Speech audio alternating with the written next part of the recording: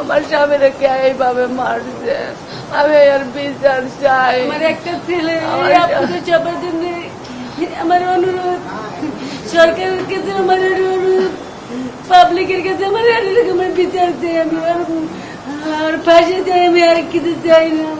আমার হাজবেন্ড শনিবার রাত 10টা বাজে বাসায় ছিল, আমাদের সাথে যোগাযোগ ছিল।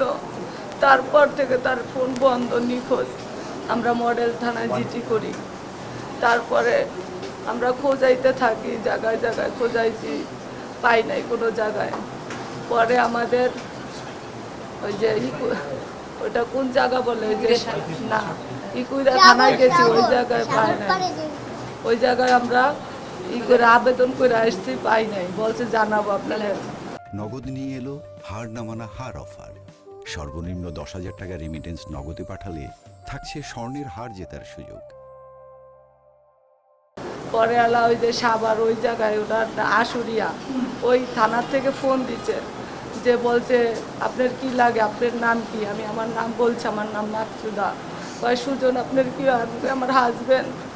কয় সে অনেক বড় অ্যাক্সিডেন্ট করছে, অনেক অসুস্থ, আপনারা তাড়াতাড়ি আসেন, আপনার সাথে কে আছে? আমি বলছি আমার স্বামীর বোন ছিল, আমার ছোট বোনের জামাই ছিল।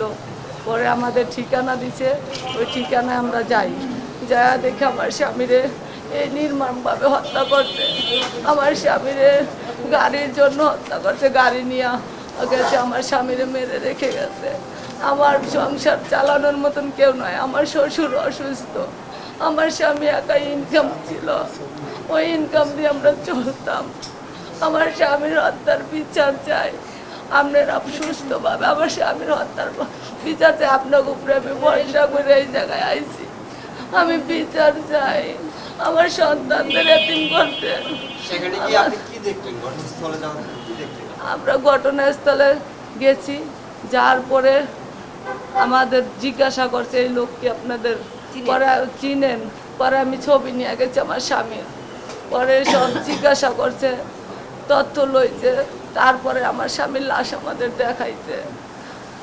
তারপর আমরা ওই জায়গা থেকে লাশ নিয়ে আসি, আশুরিয়া থানায় যাই, ওই জায়গায় মামলা হয়েছে। তারপর আমার স্বামীর সরোজি হাসপাতালে লাশ, এই জায়গাতে কালকে আমরা দাফন দিয়ে আবার এই জায়গায় আসতে বলছি। আমরা এই জায়গায় আসছি, কারণ আপনারা বিচার করবেন, আপনাকে বিচার চাই।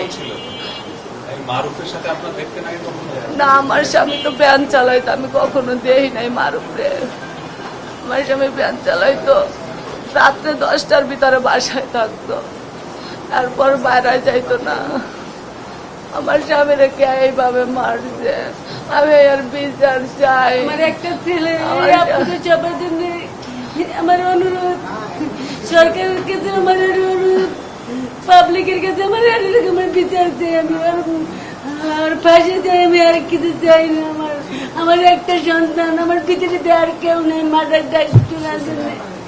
স্যার, আমার আপনারা সঠিক বিচার করবেন, আমাকে আপনার কাছে এটুকুই অনুরোধ, পাবলিকের কাছে অপরাধ ছিল আমার ছেলে কি অপরাধ করছে ওর সাথে? একটা গাড়ির জন্য আমার ছেলে এরকম নির্ভয় ভাবে মারা গেছে, তাহলে তুই গাড়ি নিয়ে যাচ্ছি, কোনো তো আপত্তি নেই। স্যার ঋণ ফির করে গাড়িটা করছে ভালো থাকার জন্য, ভালো চলার জন্য। না, কোনো সত্য আমি থাকি গ্রামে স্যার, আমার এই বউ আর এই নাতিপুতিটাকে ডাকা স্যার, আমার স্বামী অসুস্থ, আমি গ্রামের বাড়ি থাকি, আমার সংসার আমার ছেলে চালাই।